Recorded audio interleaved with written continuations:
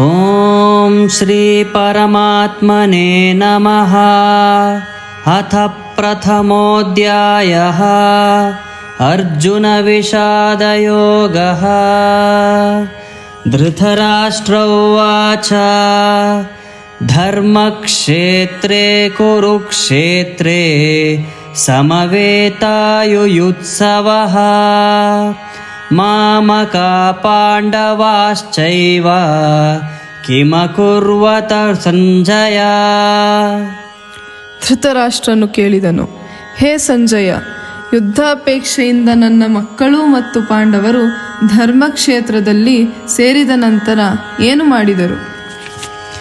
ಸಂಜಯ ಉವಾಚ ದೃಷ್ಟ್ವಾ ತು ಪಾಂಡವಾನೀಕಂ ವ್ಯೂಢಂ ದುರ್ಯೋಧನಸ್ತದಾ ಆಚಾರ್ಯಮುಪಸಂಗಮ್ಯ ರಾಜಾ ವಚನಮಬ್ರವೀತ್.